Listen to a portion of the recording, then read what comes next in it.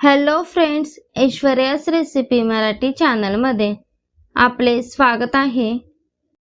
तर आज मम्मी कच्च्या केळ्याचे काप करणार आहे। तुम्ही एकदा अशा प्रकारे काप बनवून बघा, नॉनव्हेज सुद्धा विसरून जाल। पण त्याआधी चॅनलवर नवीन असाल तर चॅनलला सबस्क्राइब करा व सोबतच बेल आयकॉनवर क्लिक करा। चला तर मग रेसिपीला सुरुवात करूया। त्यासाठी एका प्लेटमध्ये कच्च्या केळ्याचे उभे काप करून घेतले आहेत। त्यात आता 1 चमचा लाल तिखट घालूया। लाल तिखट तुम्ही चवीनुसार कमी जास्त करू शकता। अर्धा चमचा हळद, चिमूटभर हिंग, चवीनुसार मीठ,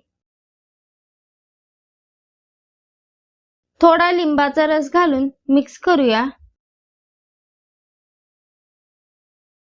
केळ्याच्या कापाला चांगला मसाला लावून घ्यायचा आहे।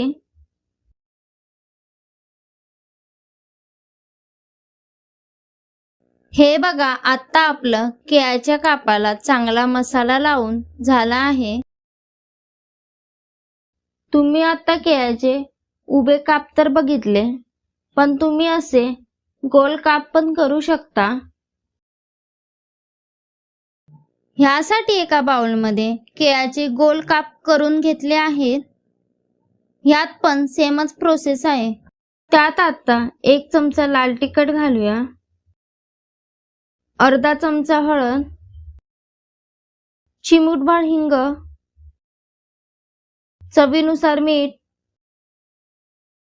थोडा लिंबाचा रस घालून मिक्स करूया। केळ्याच्या कापाला चांगला मसाला लावून घ्यायचा आहे। तुम्ही पाहू शकता, आता आपल्या कापांना चांगला मसाला लावून झाला आहे। आता एका प्लेटमध्ये तांदळाचं पीठ घेतलं आहे।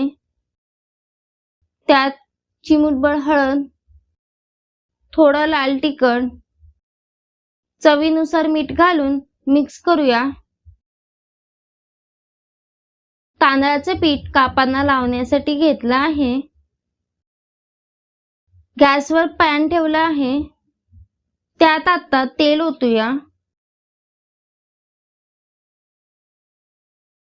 तेल ओतून झाल्यावर आपण जे तांदळाच्या पिठाचा मसाला केला आहे त्यात एक काप घोळून पॅन मध्ये शॅलो फ्राय करून घेऊया। तांदळाच्या पिठामुळे हे काप खुसखुशीत होतात। एका साइडनी काप फ्राय करून झाले की दुसऱ्या साइडनी पण काप फ्राय करून घेऊया।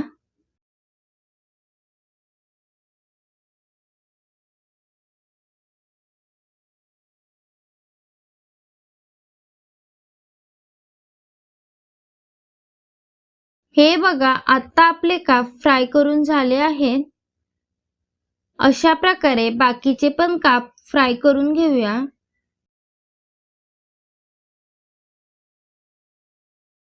आता त्यात गोल काप फ्राय करून घेऊया। गोल काप पण तांदळाच्या पिठात घोळवून घ्यायचे आहेत।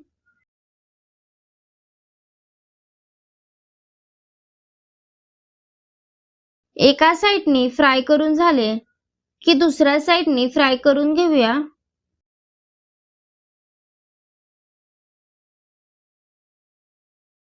आता आपले काप तयार आहेत। तुम्ही पाहू शकता किती मस्त असे केळ्याचे काप तयार आहेत। अशा प्रकारे एकदा काप बनवून बघा, नॉनव्हेज सुद्धा विसरून जाल, इतके मस्त लागतात हे काप। हा व्हिडिओ तुम्हाला कसा वाटला हे मला कमेंट करून सांगा। व्हिडिओला लाईक करा, शेअर करा। अजूनही चॅनलला सबस्क्राइब केलं नसेल तर चॅनलला सबस्क्राइब करा आणि सोबतच बेल आयकॉनवर क्लिक करा। धन्यवाद।